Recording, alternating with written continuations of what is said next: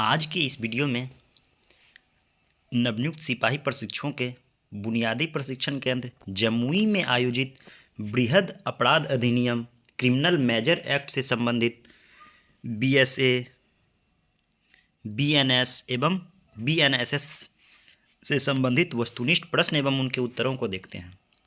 प्रश्न की कड़ी में प्रथम बीएनएस से है।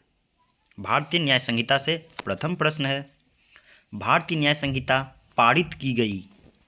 इसका सही उत्तर है ऑप्शन ग, सन 2023 में, दिसंबर 2023 में संसद के द्वारा पारित किया गया था और 25 दिसंबर 2023 को राष्ट्रपति की मंजूरी मिला था। दूसरा प्रश्न है, भारतीय न्याय संहिता 2023 लागू की गई है। लागू की गई, इसका सही उत्तर है ऑप्शन घ, 1 जुलाई 2024 से लागू किया गया संपूर्ण भारत पे। तीसरा प्रश्न है, भारतीय न्याय संहिता 2023 का विस्तार है। देखिए प्रश्न आ गया, मैंने पहले ही बोल दिया है, संपूर्ण भारत पे, ऑप्शन क। भारतीय न्याय संहिता 2023 का विस्तार है संपूर्ण भारत पे। पहले जो है जम्मू कश्मीर को छोड़ करके था, लेकिन अभी जम्मू कश्मीर सहित संपूर्ण भारत पे विस्तार है बीएनएस का। चौथा प्रश्न है, भारतीय न्याय संहिता 2023 में कुल धाराएं हैं। इसका सही उत्तर है ऑप्शन ख, 358 धाराएं। पांचवा प्रश्न है, भारतीय न्याय संहिता 2023 का अधिनियम संख्या है। इसका सही उत्तर है ऑप्शन ग, भारतीय न्याय संहिता 2023 का अधिनियम संख्या 45 है। छठा प्रश्न है, शिशु चाइल्ड या बालक बोल सकते हैं, चाइल्ड से अभिप्राय है। इसका सही उत्तर है ऑप्शन ख, 18 वर्ष से कम आयु का कोई भी व्यक्ति, चाहे पुरुष हो या फिर महिला हो या फिर उभयलिंगी। सातवां प्रश्न है, शब्द कूटकरण में परिभाषा दी गई है बीएनएस की किस धारा में। शब्द कूटकरण का परिभाषा बीएनएस की किस धारा में दिया गया है। तो इसका सही उत्तर है ऑप्शन ग, धारा 2(4) में कूटकरण। आठवां प्रश्न है, शब्द दस्तावेज में सम्मिलित है। इसका सही उत्तर है ऑप्शन घ, उपयुक्त सभी। दस्तावेज हो सकता है पदार्थों पर अक्षरों, अंकों, चिन्हों के द्वारा अभिव्यक्त विषय, इलेक्ट्रॉनिक अभिलेख या फिर डिजिटल अभिलेख, उपयुक्त सभी दस्तावेज हैं। 9 नंबर प्रश्न है, अपराध की परिभाषा दी गई है। इसका सही उत्तर है ऑप्शन ख, धारा 2(24) में, बीएनएस की धारा 2(24) में अपराध की परिभाषा दी गई है। 10वां प्रश्न है, लोक सेवक की परिभाषा बीएनएस की किस धारा में दी गई है। तो इसका सही उत्तर है ऑप्शन ग, धारा 2(28) में, बीएनएस की धारा 2(28) में लोक सेवक की परिभाषा दी गई है। 11वां प्रश्न है, ऐसा कार्य अपराध नहीं है जो, ऑप्शन क, 7 वर्ष से कम आयु के बालक या फिर शिशु के द्वारा किया जाता है। 12वां प्रश्न है, 7 वर्ष से अधिक किंतु 12 वर्ष से कम आयु के बालक धारा किया गया कार्य कब अपराध नहीं है। ये धारा 21 के तहत होता है। 7 वर्ष से अधिक किंतु 12 वर्ष से कम आयु के बालक के द्वारा किया गया कार्य अपराध नहीं है। इसमें देखिए ऑप्शन उपरोक्त सभी सही हो जाएगा, जबकि उसकी समझ परिपक्व ना हो, जब वह कार्य की प्रकृति को समझ पाने में असमर्थ हो, जब वह कार्य के परिणाम को समझ पाने में असमर्थ हो, उपरोक्त सभी सही है। 13वां प्रश्न है, कोई बात अपराध नहीं है जो प्राइवेट प्रतिरक्षा के अधिकार के प्रयोग में की जाती है। यह उपबंध किस धारा में किया गया है। इसका सही उत्तर है ऑप्शन क, धारा 34 में, प्राइवेट प्रतिरक्षा के अधिकार का प्रयोग, धारा 34। 14वां प्रश्न है, शरीर तथा संपत्ति की प्राइवेट प्रतिरक्षा का अधिकार बीएनएस की किस धारा के अंतर्गत दिया गया है। तो इसका सही उत्तर है ऑप्शन ख, बीएनएस की धारा 35 के तहत जो है शरीर तथा संपत्ति की प्राइवेट प्रतिरक्षा का अधिकार दिया गया है। 15वां प्रश्न है, शरीर की प्राइवेट प्रतिरक्षा का अधिकार कब मृत्यु कारित करने तक विस्तृत नहीं है बोला गया है। यहाँ पे देखिए, कब मृत्यु कारित करने तक विस्तृत नहीं है। तो नहीं है बोला गया है, तो इसका सही उत्तर हो जाएगा ऑप्शन घ, जब हमला साधारण उपहति जैसा हो। विस्तृत होगा कब? जब हमला घोर उपहति जैसा हो। इसमें और भी ऑप्शन हैं, जैसे जब हमला मृत्यु कारित करने का हो, एकदम उस समय आपको अधिकार है कि मृत्यु कारित तक कर दिया जाए सामने वाला का। दूसरा, जब बलात्संग या फिर प्रकृति विरुद्ध काम प्रतिष्ठन किया जा रहा हो। तीसरा, जब हमला अपहरण या व्यपहरण के आशय से किया जा रहा हो। जब हमला घोर उपहति करने के जैसा हो। तो यहाँ पे साधारण उपहति दिया है, जो कि गलत है। यही हो जाएगा, विस्तृत नहीं है साधारण उपहति के संबंध में। 16वां प्रश्न है, कब संपत्ति की प्राइवेट प्रतिरक्षा का अधिकार मृत्यु कारित करने तक विस्तृत हो जाता है? तो इसका सही उत्तर है ऑप्शन घ, उपरोक्त सभी दशाओं में। लूट की दशा में, सूर्यास्त एवं सूर्योदय के बीच, गृहभेदन की दशा में, अग्नि या किसी विस्फोटक पदार्थ द्वारा रिष्टि मतलब नाश की दशा में, आग लगाकर या फिर विस्फोट करके किसी भी पदार्थ नाश किया जा रहा हो, रिष्टि किया जा रहा हो, किसी भी घर में आग लगा जा रहा हो या फिर उस तरह का कोई विस्फोट किया जा रहा हो, तो इन कंडीशन में मृत्यु कारित करने तक का भी विस्तार हो सकता है संपत्ति की प्राइवेट प्रतिरक्षा के लिए। 17वां प्रश्न है, बलात्संग की परिभाषा दी गई है। इसका सही उत्तर है बीएनएस की धारा 63, ऑप्शन घ। नेक्स्ट प्रश्न है, बलात्संग के लिए न्यूनतम दंड। अगर बलात्संग के लिए दंड पूछा जाता तो धारा हो जाता बीएनएस का धारा 64। उसके लिए दंड, न्यूनतम दंड पूछा गया है। न्यूनतम दंड हो जाएगा 10 वर्ष। न्यूनतम दंड ऑप्शन ख में दिया हुआ है 10 वर्ष की कारावास। और यहीं पे अगर अधिकतम पूछा जाता तो हो जाता आजीवन कारावास, अधिकतम दंड। चलिए 19वां प्रश्न है, दहेज मृत्यु अपराध है किस धारा के अंतर्गत? इसका सही उत्तर है ऑप्शन को, धारा 80 के अंतर्गत दहेज मृत्यु अपराध है। 20वां प्रश्न है, दहेज मृत्यु के अपराध के लिए न्यूनतम दंड है। न्यूनतम दंड 7 वर्ष, ऑप्शन ख, कम से कम 7 वर्ष। और इसमें भी दहेज मृत्यु में अधिकतम दंड है आजीवन कारावास का। किसी भी महिला का शादी के 7 वर्ष पूर्व अगर मृत्यु होती है तो वो दहेज हत्या की श्रेणी में आएगा। 21वां प्रश्न है, किसी महिला का लज्जा भंग करना अपराध है बीएनएस की किस धारा के अंतर्गत? इसका सही उत्तर है ऑप्शन को, धारा 74 के अंतर्गत महिला का लज्जा भंग करना अपराध है। 22वां प्रश्न है, बलात्संग के लिए मृत्यु दंड दिया जा सकता है यदि महिला की आयु, ऑप्शन घ, 12 वर्ष से कम हो। 23वां प्रश्न है, शिशु का उपापन या बालक का उपापन बोल सकते हैं, किस धारा के अंतर्गत दंडनीय अपराध है? तो इसका सही उत्तर है ऑप्शन को, धारा 96 के अंतर्गत बालक का उपापन दंडनीय है। 24वां प्रश्न है, आपराधिक मानव वध के बारे में प्रावधान किया गया है। इसका सही उत्तर है ऑप्शन ख, बीएनएस की धारा 100 के अंतर्गत आपराधिक मानव वध के बारे में बताया गया है। 25 नंबर प्रश्न है, हत्या दंडनीय अपराध है, इसकी परिभाषा दी गई है। इसका सही उत्तर है ऑप्शन ख, धारा 101 के अंतर्गत। 26वां प्रश्न है, हत्या के लिए दंड का प्रावधान है।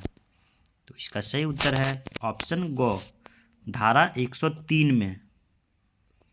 धारा 103 का 1 भी बोल सकते हैं, क्योंकि दंड जो है धारा 103 का 1 में है। नेक्स्ट प्रश्न है 27वां प्रश्न, हत्या के लिए दंड निर्धारित है। तो इसका सही उत्तर है ऑप्शन घ, आजीवन कारावास या फिर मृत्यु दंड। 28वां प्रश्न है, हत्या द्वारा मृत्यु कारित करना दंडनीय अपराध है बीएनएस की किस धारा के अंतर्गत? इसका सही उत्तर है ऑप्शन ख, धारा 106 के अंतर्गत, हत्या बोल दिए, उपेक्षा द्वारा मृत्यु कारित करना, यानी कि लापरवाही के द्वारा, उपेक्षा द्वारा मृत्यु कारित करना दंडनीय अपराध है धारा 106 के अंतर्गत, जिसमें मुख्य रूप से 2 मामले आते हैं, एक हिट एंड रन का मामला और एक आता है ये डॉक्टरों के द्वारा जो है लापरवाही की वजह से जो है किसी बच्चे की अगर मौत हो जाती तो उसमें जो सज़ा निर्धारित है 2 वर्ष का, लेकिन उसको फिर पुनः संरक्षण भी दिया गया है। बीएनएस की धारा 30 में जो है संरक्षण भी उसको पूर्व में प्राप्त है कि अगर किसी तरह से होता है तो वो जो है चिकित्सकों को है संरक्षण प्राप्त बीएनएस की धारा 30 के तहत। पूर्व में जो है वो सिग्नेचर करवा लेगा आपसे कि अगर कोई भी पेशेंट को किसी प्रकार की दिक्कत होती है वो जवाबदेही हमारी है, हम अपनी स्वेच्छा से ऑपरेशन करवा रहे हैं, तो वही है। नेक्स्ट है 29वां प्रश्न, आत्महत्या के दुष्प्रेरण के लिए धारा 108 के अंतर्गत दंड निर्धारित है। आत्महत्या के दुष्प्रेरण यानी उकसाने के लिए बीएनएस की धारा 108 के अंतर्गत दंड निर्धारित है 10 वर्ष का। इसका सही उत्तर है 10 वर्ष का कारावास निर्धारित है। 30वां और बीएनएस से अंतिम प्रश्न है, हत्या का प्रयत्न दंडनीय है, तो इसका सही उत्तर है ऑप्शन ग, धारा 109 के अंतर्गत हत्या का प्रयत्न या प्रयास दंडनीय है। नेक्स्ट है भारतीय नागरिक सुरक्षा संहिता बीएनएसएस से प्रथम प्रश्न 31वां प्रश्न, भारतीय नागरिक सुरक्षा संहिता 2023 किस संहिता के स्थान पर आया है, तो इसका सही उत्तर है ऑप्शन 1 दंड प्रक्रिया संहिता सीआरपीसी 1973 के स्थान पे। 32वां प्रश्न है, भारतीय नागरिक सुरक्षा संहिता में कुल कितनी धाराएं हैं, इसका सही उत्तर है ऑप्शन बी 531 धाराएं। 33वां प्रश्न है, निम्न में से कौन सा सही है, भारतीय नागरिक सुरक्षा संहिता में कुल 39 अध्याय 531 धाराएं एवं 200 अनुसूची है। और दूसरा है दंड प्रक्रिया संहिता में कुल 37 अध्याय 484 धाराएं एवं 2 अनुसूची, ये गलत है और फर्स्ट वाला सही है, ये सही है और ये गलत है। काहे कि दंड प्रक्रिया संहिता में कुल पूछ रहा है कितना धाराएं थी, जो कि इसमें गलत दिया हुआ है। इसमें वर्तमान में 39 अध्याय 531 धाराएं एवं 2 अनुसूची है, तो देखिए ऑप्शन भी सही नहीं बना है, ए बी सी डी किया जाना चाहिए यहाँ पे। First option A B C और डी, तो इसमें बोला गया है फर्स्ट एवं सेकंड दोनों सही है फर्स्ट में, दूसरा बोला गया केवल एक सही है, तो बी का हो जाएगा ऑप्शन केवल एक सही है, केवल एक सही है। 34वां प्रश्न है, भारतीय नागरिक सुरक्षा संहिता 2023 में धारा 2 परिभाषा में पहली बार जोड़ा गया है, धारा 2 के परिभाषा में पहली बार जोड़ा गया है, तो इसका सही उत्तर हो जाएगा उपरोक्त सभी को जोड़ा गया है, लेकिन इसमें कुछ अशुद्धि है, देख लिया जाए। श्रव्य दृश्य इलेक्ट्रॉनिक माध्यम, श्रव्य दृश्य इलेक्ट्रॉनिक माध्यम ये 2 के क में जोड़ा गया है, एकदम सही है। दूसरा है जमानत, जमानत 2 के ख में जोड़ा गया है, ये भी सही है।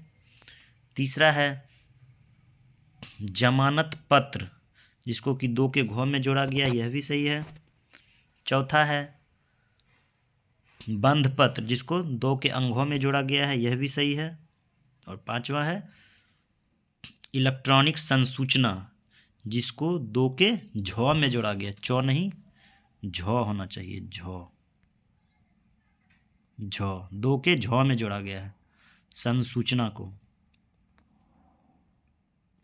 चलिए नेक्स्ट 35 नंबर प्रश्न है, प्रत्येक राज्य में उच्च न्यायालयों और इस संहिता से भिन्न किसी विधि के अधीन गठित न्यायालयों के अतिरिक्त दंड न्यायालय के वर्ग होते हैं, तो दंड न्यायालय के अन्य 4 वर्ग होते हैं, जिसमें से इसका सही उत्तर हो जाएगा उपरोक्त सभी 1 2 3 4।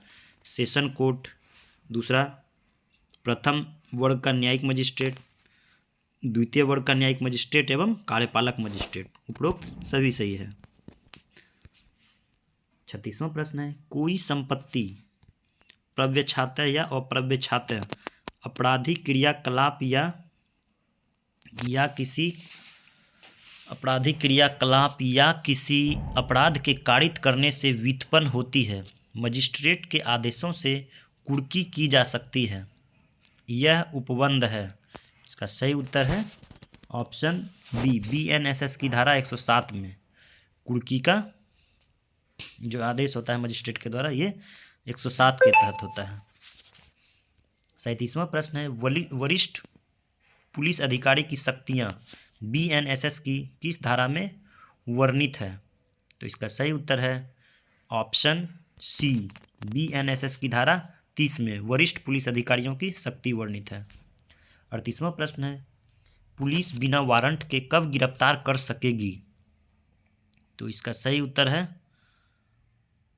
ये प्रश्न जो है क्या कर रहा है, कब गिरफ्तार कर सकेगी। पहला को पुलिस के समक्ष संज्ञेय अपराध करता है, सही है। 7 वर्ष से कम या 7 वर्ष तक का संज्ञेय अपराध कारित करता है, यह भी सही है। पुलिस चेकलिस्ट देता है और गिरफ्तार करने का, यह भी सही है। राज्य द्वारा उद्घोषित अपराधी है, इस समय भी जो है गिरफ्तार करने का जो पुलिस वारंट दे सकता है। जिसके कब्जे में चुराई हुई संपत्ति इत्यादि का प्रावधान है किस धारा के तहत? क्वेश्चन था कि ये प्रावधान जो है ये सब इस धारा के तहत दिया हुआ है। तो इसका सही उत्तर है ऑप्शन सी, बीएनएसएस की धारा 35 के तहत जो है पुलिस बिना वारंट के गिरफ्तार कब कब कर सकेगी। तो धारा 35 में वर्णित है। 39वां प्रश्न है, जनता जो है मजिस्ट्रेट या फिर पुलिस की सहायता करेगी किस धारा के तहत?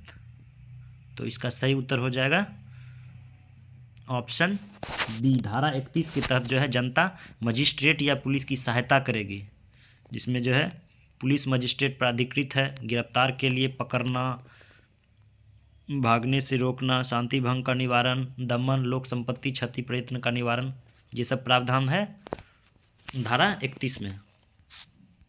40वां प्रश्न है, जब कोई व्यक्ति 7 साल से कम या 7 साल तक का संज्ञेय अपराध किया हो और चेकलिस्ट के शर्तों का पालन करे तो नोटिस पर मुक्त किया जा सकता है।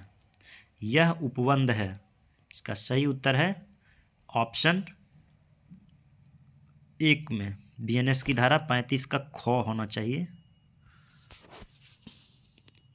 बीएनएसएस की धारा 35 का ख में।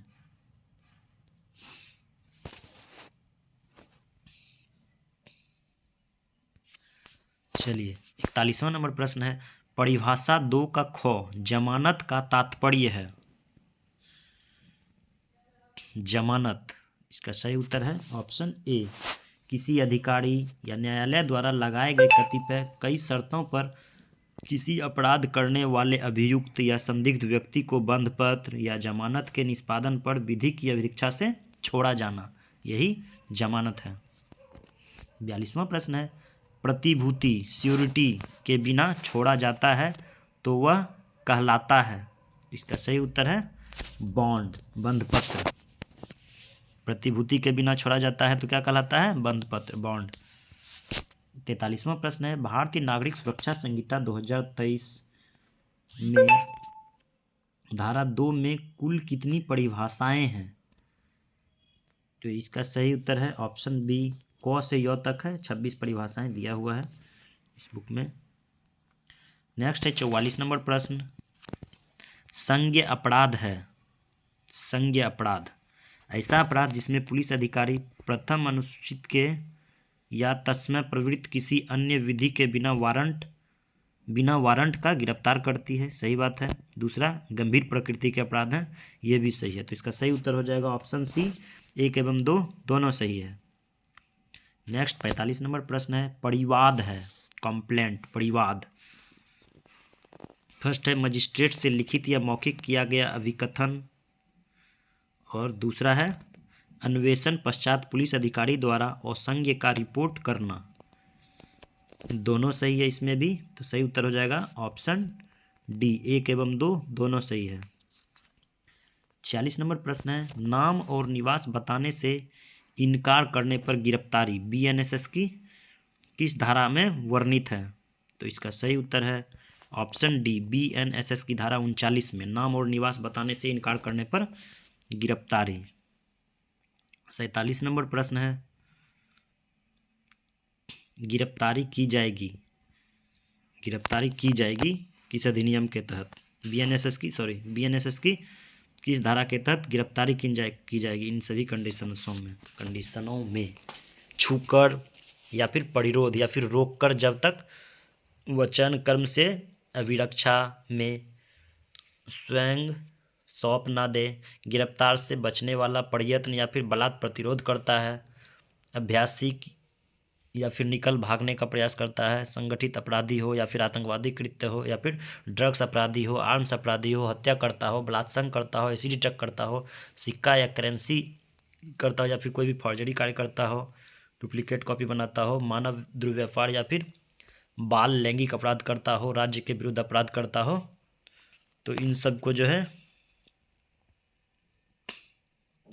एनकाउंटर में मर्डर नहीं, यदि हत्यारोपी आजीवन कारावासी ना हो, महिला FIZQ परिस्थितियों को छोड़ सूर्यास्त के बाद सूर्यास्त के पूर्व अरेस्ट नहीं का प्रावधान है। ये सभी जो है प्रावधान है किस धारा के तहत?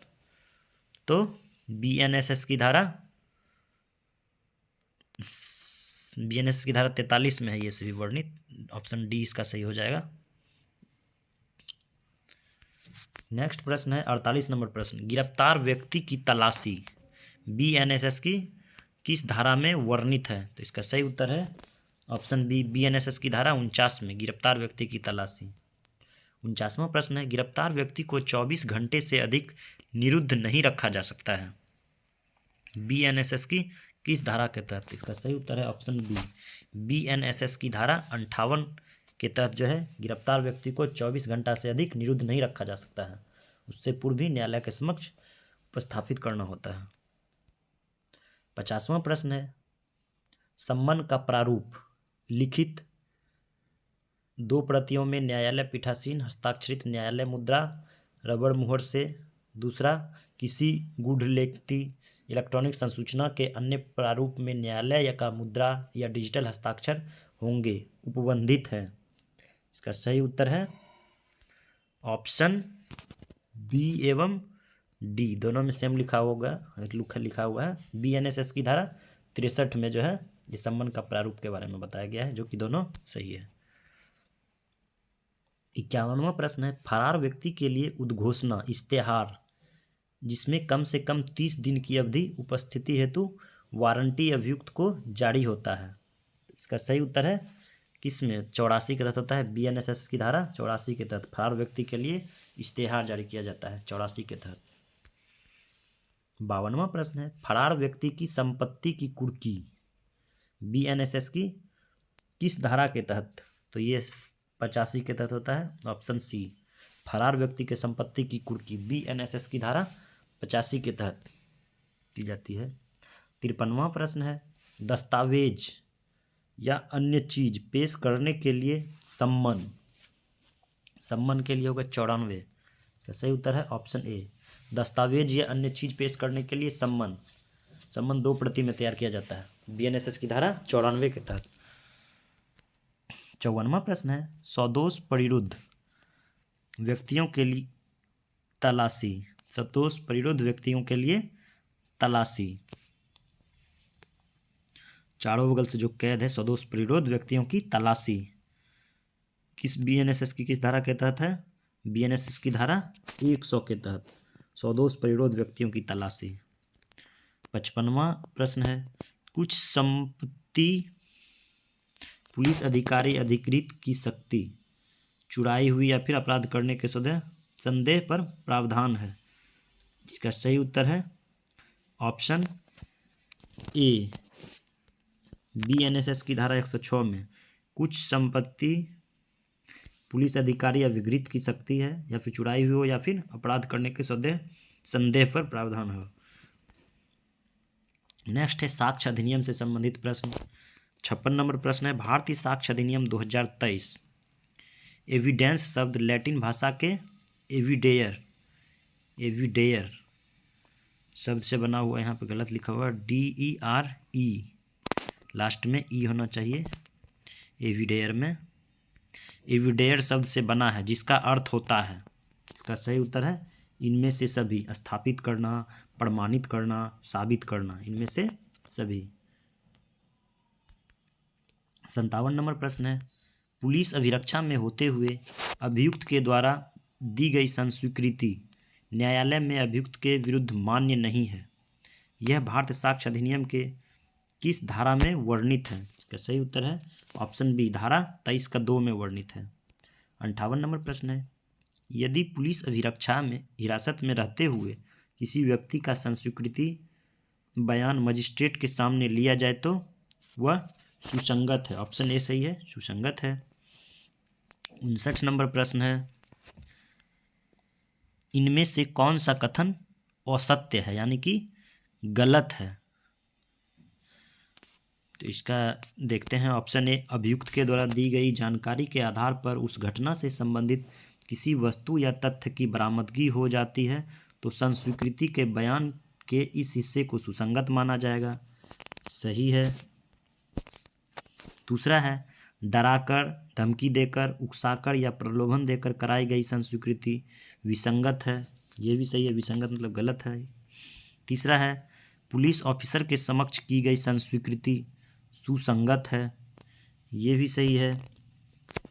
चौथा है, भारतीय साक्ष्य अधिनियम का लक्ष्य अदालती कार्यवाही में साक्ष्य की प्रस्तुति को व्यवस्थित या अद्यतन करना है, जिससे इलेक्ट्रॉनिक और डिजिटल साक्ष्य भी शामिल है।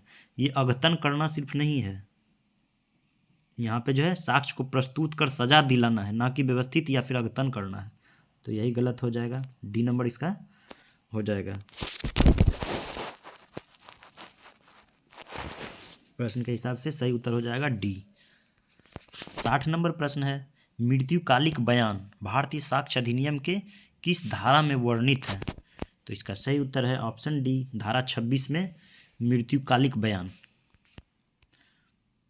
61वां प्रश्न है, मृत्युकालिक बयान माननीय न्यायालय में सुसंगत है।